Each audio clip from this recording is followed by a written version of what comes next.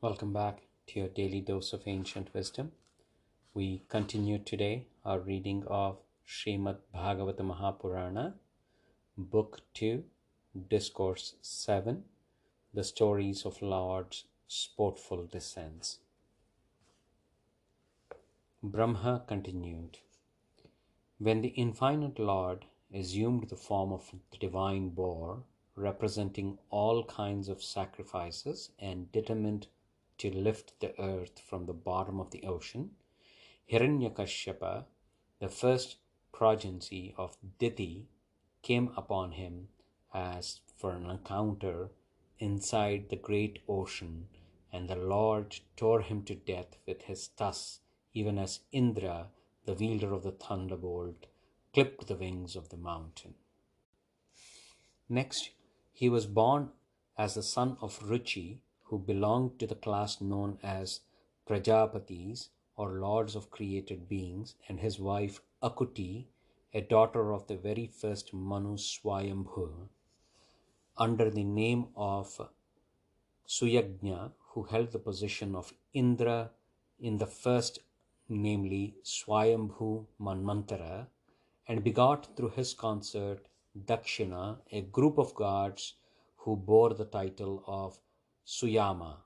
When, as Indra, he revealed the great affliction of all the three worlds, he was renamed by Swayambhu,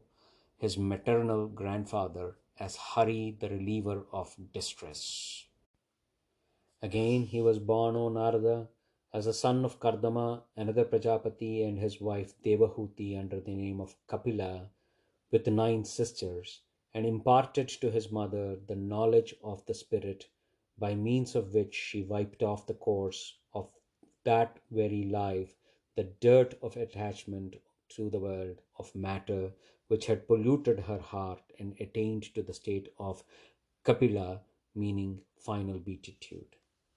Pleased with the sages Atri, one of the 7 sages who held the office of Saptarishis during the first Manvantara, and was so called because he had transcended the 3 gunas or modes of Prakriti, who sought for him a son, he said, I have given myself as a son to you. That is why the Lord became to be known as Datta when he was born as a son of Atri. Purified in body by the dust of his lotus feet, Yadu Sahasrabahu, who was born in the clan of Kshatriyas, bearing the title of Haihaya, and other kings, realized the twofold consummation of yoga in the shape of enjoyment and liberation. At the dawn of creation, I, Brahma, practiced austerity for the purpose of creating the various worlds. As a result of that penance of mine, the eternal God appeared in the form of 4 brothers, Sanat Kumara, Sanaka, Sanandana, and Sanatana, all of whom bear the word Sana as a part of their names, and fully expounded in the present Kalpa the truth of the spirit, which has been lost during the dissolution at the end of the preceding Kalpa, and which the sages forthwith perceived in their hearts as a result of that explosion. Of Murti, a daughter of Daksha, the wife of Dharma, the god of virtue, he was born as the twin sages Narayana and Nara, who were unequaled in their glory of their austere penance. The celestial nymphs who accompanied the god of love and his army to conquer them beheld their other nymphs as charming as themselves, evolved by the dint of their yogic power, and could not violate the sanctity of their vow. Pious souls like Lord Shiva may burn down the god of love with their angry look, but they cannot burn anger, which they find too much to endure, and which burns their own self. Such anger is afraid to enter the pure hearts of the divine sages Nara and Narayana. How then could lust ever penetrate their minds? Pierced by the shaft-like words of his stepmother Suruchi, in the presence of his royal father, King Uttanapada, Dhruva, who was yet a child, betook himself to the words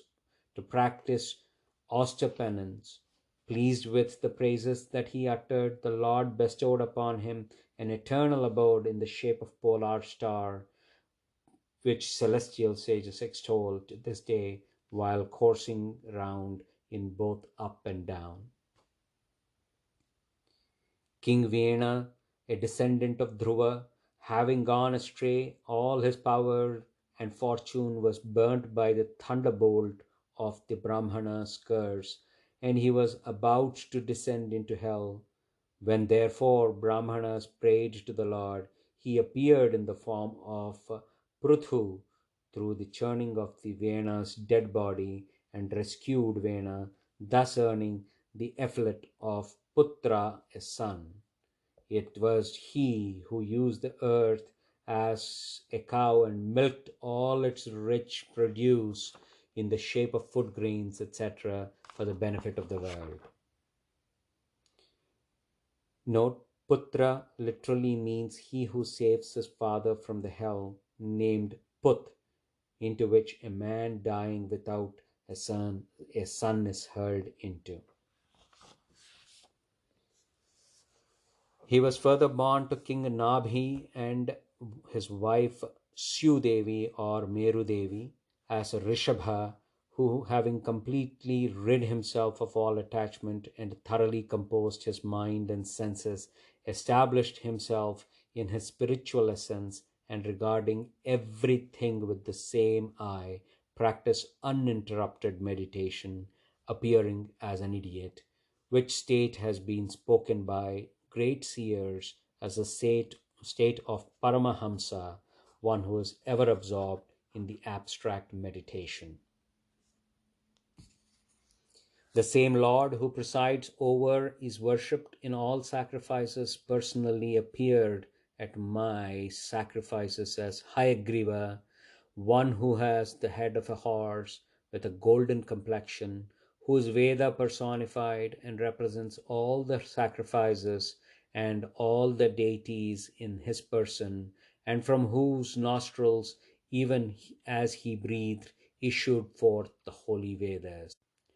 During the universal dissolution at the end of the sixth or Chakshusamannantara, that preceding the present one, the would-be Manu, King Satyavrata, beheld the Lord in the form of a divine fish, who being the stay of the earth that appeared in the form of a boat, supported all classes of living beings, picking up the Vedas that had dropped from my Brahma's mouth into the most dreadful ocean that had washed away and submerged the entire creation. He continued to sport therein till the next creation.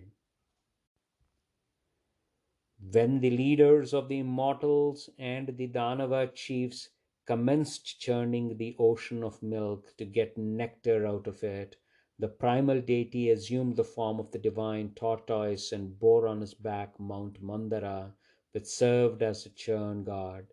Now, as the mountain revolved on his back, the friction relieved the itching thereupon and brought him a nap. In order to dispel the great fears of the gods, the denizens of heaven, the Lord assumed the form of a man-lion Narasimha, with a face which looked most frightful on account of his restless eyebrows and moving jaws. When the demon chief Hiranyakashipu, elder brother of Hiranyaksha, assailed him with a mace from a distance, the Lord quickly seized and threw him down on his thighs, and even as he tried to wriggle out, the Lord ripped up his belly with his claws. Seized by the foot inside a lake by an alligator of vast strength, the famous elephant, who happened to be the leader of his herd, felt much distressed, and holding up a lotus in his trunk, called out thus, O primal person, O protector of all worlds, O Lord of sacred renown, whose names are auspicious to hear. Hearing this invocation, the Lord Sri Hari appeared on the scene, armed with his celebrated discus or Sudarshana, mounted on the shoulders of Garuda, the king of the birds. He severed the head of that alligator with the discus, and taking the elephant who sought his protection by his trunk, graciously rescued him from the enemy's mortal grip. Though the youngest of all the 12 sons of Aditi, Lord Vishnu, the deity presiding over sacrifices, was the foremost among them in point of virtues, as is evinced by the fact that he covered all the three worlds by his stride the moment King Bali gave him the promise to grant him land measuring 3 paces. Although in the form of a dwarf, he thus wrested the earth from Bali under the pretext of asking for land measuring 3 paces.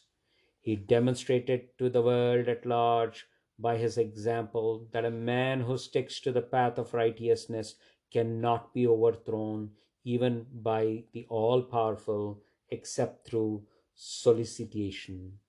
Dear Narada, to acquire sovereignty over gods, the position of Indra, this was not the object sought for by Bali, who placed on the crown of his head as a token of reverence the water in which the foot of Lord, who had taken strides to measure the three worlds, had been washed, nay, who was not the least inclined to do anything other than that which he had solemnly undertaken, even though warned and cursed by his own preceptor Shukracharya, but offered to Srihari his own body to be measured as the third step by placing his head at the Lord's feet. Immensely pleased with your highly developed devotion, O Narada, the Lord, appearing as divine Hamsa, taught you the yoga of devotion as well as the divine wisdom, which is like a lamp to reveal the truth of the Spirit, and which only men who have taken refuge in Lord Vasudeva can easily grasp. In the various Manvantaras, the Lord, appearing as Manu, preserves the race of the Manu and wields his authority over all the 10 directions, an authority which is unobstructed like the discus of the Lord Vishnu Sudarshana, spreading by his exploits his charming glory up to the highest heaven, Satyaloka, which lies even beyond Maharloka, Janaloka, and Tapoloka, and inflicting punishments in the capacity of Manu on the wicked kings from time to time. And descending into this world as Dhanvantari, a king of Kasi, who is glory itself, the Lord of that very utterance of his name immediately cures the disease of men who suffer from the numerous ailments. Nay, he won the rank of immortals and got a share in the sacrificial offering. Note, the story of King Dhanvantari has been told at length in Harivansha or Harivamsha Parva, and there is passing reference to him in Srimad Bhagavatam. Again, it was he who taught to the world Ayurveda, the science of healthy and long life. When the Kshatriya race turns out to be the enemy rather than the protector of the Brahmanas and abandons the path of virtue as if courting the tortures to hell, nay, when it becomes a veritable thorn in the side of the world and is exalted by the providence only for its destruction, the Supreme Spirit appears as Parasurama of tremendous prowess and exterminate it thrice 7 times with his sharp-edged axe. Ever disposed to shower his grace on us, Brahma and other gods, will Lord of Maya take his descent in the line of Ikshvaku as Sri Rama, along with his part manifestations Bharata, Lakshmana, and Shatrughna, and in obedience to the command of his father King Dasaratha, go into exile to the forest, accompanied by his spouse Sita and younger brother Lakshmana. There the 10-headed monster Ravana will make him his enemy and come to grief. When Sri Rama reaches the seashore, intent like Hara, Lord Shiva, upon burning his enemy's city, the whole host of alligators, serpents, and crocodiles in the ocean will feel terribly oppressed by the very look of the Lord, whose eyes will turn crimson with wrath stirred by separation from his beloved consort Sita. And ocean, with his limbs all trembling due to fear, will immediately allow him a passage. During Ravana's encounter with Indra in course of his conquest of the four quarters, the tusks of the elephants Airavata, bearing Indra on his back, were smashed as they stuck against Ravana's breast, painting the quarters white with the clouds of their dust. This made Ravana, the conqueror of all quarters, laugh in exultation when, however, he carries off Lord's spouse Sita and stalks with pride between the two contending armies on the battlefield of Lanka. The Lord will immediately put an end to his laughter or pride as well as his life with the mere twang of his bow. In order to relieve the oppressions on earth, which will be overturned by the armies of King, who are secondary incarnations of the demon, the enemies of God, the Lord will partially be born as Sri Balarama and Sri Krishna, representing severally a grey and a dark hair of the deity. In these forms, he will perform feats bearing testimony to his greatness, even though his ways are beyond the comprehension of common people. To suck out the life of the demoness Ululkia or Putana, even as a newborn baby of less than 10 days, to turn a cart upside down with his foot while yet 3 months old, and to knock down two very high Arjuna trees while crawling on his hands and knees between them. All these feats, such as cannot be conceived to have been performed by anyone else than the Lord himself.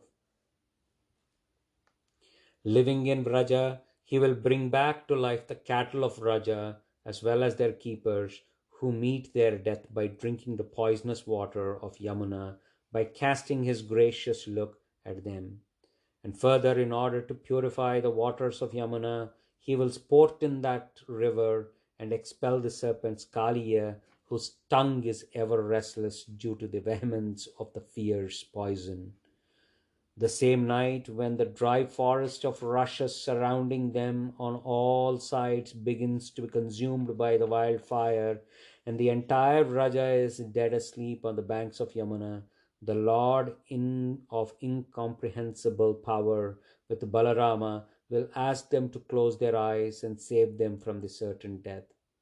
This exploit of Lord's will indeed be supernatural. Every cord that his mother Yashoda catches hold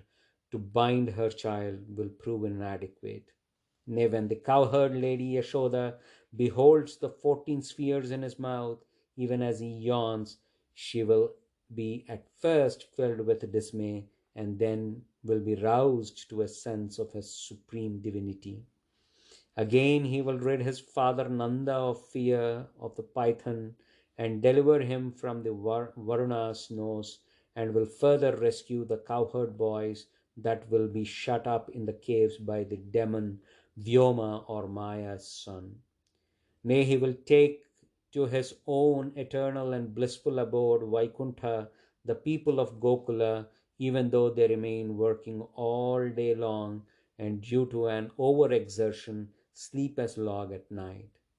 When on the yearly sacrificial offering to Indra being stopped by the cowherds, Nanda and others, the god of rain will pour down torrential showers all over the territory of Raja for destruction of that land. The Lord, in his anxiety to protect them all, and their cattle will, at the tender age of 7, graciously and sportfully hold up on his urinating hand Mount Govardhana, even as tall as mushroom for 7 days consecutively. While sporting in the groves of Vrindavana on a night bright with rays of the full moon, He will, as a prelude of his rasa dance, pour out from his flute a sweet and prolonged melody which will kindle the flame of love in the heart of the young cowherds and draw them to the lovely spot. In the course of rasa dance that follows, an attendant of Kubera, Shankachuda by name, will carry them off, and the Lord, while rescuing them, will sever his head.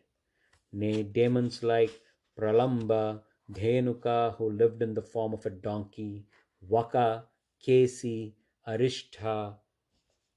champion wrestlers such as Chanura, the elephant Kaulavapada, Kamsa, Yavana heroes, Kala Yavana, the demon Naraka born of earth, Poundarika, who was assumed the false appearance of Sri Krishna and posed as real Sri Krishna, and so on. Even so, other champions like Salva, Vivida, the monkey chief, Balava, Dantakavrata, the seven bulls of King Nagajit, the demon Samba, King Vidhurta, Dandakavrata's brother, and Rukmi, the brother of Rukmini, the king of Kambhojas, the Matsyas, the Kurus, the Kekayas, the Srinjayas, and others, bragging warriors who will appear on the field of battle armed with bow, will be slain by Srihari under the assumed names of Balarama, Arjuna, Bhima, and so on, and to attain his divine abode. By flux of time, the intellectual caliber of men gets dwarfed and their life too becomes short. When therefore the Lord realizes that the import of the entire Veda which embodies his teaching can no longer be grasped by them, he manifests himself in the ever cycle through the womb of Satyavati as Vedavyas and splits up the tree of Vedas into many branches. When the demon, the enemies of gods, though devoted to the path of the Vedas, will destroy the people with their aerial citadels of invisible velocity built by Maya, their architect, the Lord will assume a grab that will delude their minds and prove most alluring to them and teach them a heresy. At the close of the Kali age, when there will be no discourses of Srihari, even in the residence of pious souls, when the twice born, the Brahmanas, the Kshatriyas, and the Vaisyas will turn heretics, and the Sudras will become the rulers of men. Nay, when the uttering of Swaha or Swadhya and Vasat will be heard no more, when there will be no talk of sacrifices to God, of offering oblations to the mains, the Lord will appear as Kalki, the punisher of Kali. Footnote: although the incident connected with Shankachuda did not occur the very night the famous Rasa dance took place, the two events have been promiscuously joined together, apparently because Brahma is making only a passing reference to the pastime of the Lord and is not so attentive to its detail. It is the same Lord of infinite power who manifests the glories of his Maya, or the marvelous creative faculty, in the form of austere penance. Myself, which is Brahma, and the nine seers who are the lords of created beings at the time of creation, in the form of Dharma, the god of virtue, Lord Vishnu, the deity presiding over sacrifices, the 14 Manus, the progenitors and the protectors of mankind, the immortals and the rulers of the earth, at the time of perseveration, and in the form of Adharma, the spirit of unrighteousness. Hara, the god of destruction, the class of serpents residing in the nethermost regions known by the name of Manyuvasas and demons, etc., at the time of dissolution of the universe. What man gifted with insights in this world could catalogue the powers of Lord Vishnu, even though he might have counted all particles of dust on the earth? As Lord proceeds to measure the three worlds with his stride, he raised his leg with such irresistible force that the whole universe, from the outermost seat of Prakriti or the primordial matter to the highest heaven, Satyaloka, began to shake violently when he supported it by his own might. O Narada, neither myself nor elder brothers of yours, which is Sanaka and others, know the whole truth about the Lord, who is a storehouse of innumerable potencies, Maya, who brings forth and withdraws into herself the entire creation, being one of them. How then could others know it? Even the primal deity, Lord Sesha, the serpent god, who is possessed of 1,000 mouths, cannot reach his end even to this day, though he has been singing his praises from eternity. They alone are able to cross Lord's Maya or the deluding potency, so difficult to get over and know it in reality, to whom that infinite Lord extends his grace, which is possible only when they take refuge in his feet with their whole being and in glueless manner. And it is these alone who cease to look upon their body, which is the food of dogs and jackals, as their self or as their own. Dear Narada, it is I who knows the wonderful creative energy of that Supreme Being, and so do you and your elder brothers Sanaka and others. Lord Bhava, Shiva, Prahlada, the foremost of Daityas, the celebrated Swayambhu Manu, and his wife Stapura, as well as their sons and daughters, King Prachina Bharhi, Ribhu, Anga, and Dhruva, even so kings Ikshwaku, the eldest son of Vaivashvata Manu, Pururava, the son of Ila, Muchukunda,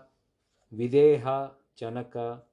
Gadhi, the father of celebrated sage Vishwamitra, Raghu, Ambarisha, Sagara, Gaya, Yayati, the son of Nahusa, and others, and similarly kings Mandhata, Alarka, Satadhanu, Anu, and Ranti Devi, Devarata or Bhishma, the demon king Bali, as well as kings Amrutarya and Dilipa, the sages Saubhari, Utkantha, Devala, Pippalada, Saraswata, and Prasara, as well as the kings Sibi and Bhurisena, and devotees like Uddhava, Vibhishana, Hanuma, Upendradatta or Sukha, Arjuna, Partha's son, Arishtanena, Vidura, and Srutadeva, known his Maya. Women and Sudra members of the laboring and artisan classes, as well as the Hunas and Shabaras, and those leading a sinful life, nay, even lower animals such as birds and bees, who have been taught to imbibe the virtues of Lord's devotees much more than those who follow the teachings of Vedas, are able to realize the true nature of Lord's Maya and cross the same. The substance of the Supreme Spirit is ever most serene and free from fear and of the nature of absolute consciousness. It is unattained by Maya and destitute of all diversities and is beyond the real as well as the unreal. It is beyond the reach of words, both sacred and profane, and transcends the fruit of action which is attained as a result of diverse course of discipline. Nay, even Maya, who is ashamed to stand before it, flees away from its presence. That is the essential character of Lord, the Supreme Person, which wise realize as Brahma, the Absolute, which is free from sorrow and of nature of eternal bliss.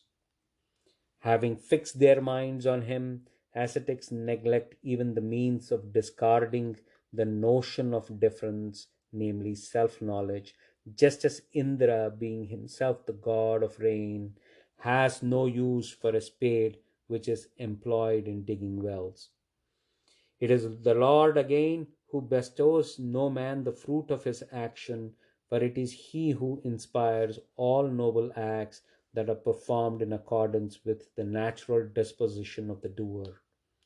Even when the body gets dissolved as a result of its constituent in the form of elements being disintegrated, the unborn spirit dwelling in it does not, any more than ether, interpenetrating it. Thus have I talked to you in brief, dear child, about the Lord who creates the universe by his very thought. Whatever there exists as cause or effect is no other than Srihari, although the latter stands even apart from it. This is the Bhagavata which the Lord was pleased to teach me. It describes in brief the glories of the Lord. Do you now expand it? Proceed with this work of amplification with a will that men may develop devotion to Lord Srihari, the universal spirit and the sustainer of all. The mind of the man who proceeds to describe the Lord's Maya or approves of another's describing it or reverently hears it described every day is never deluded by Maya. Thus ends the seventh discourse in Book 2, comprising, among other things, the dialogue between Brahma and sage Narada of the great and glorious Bhagavata Purana, otherwise known as the Paramahamsa Samhita. Thank you.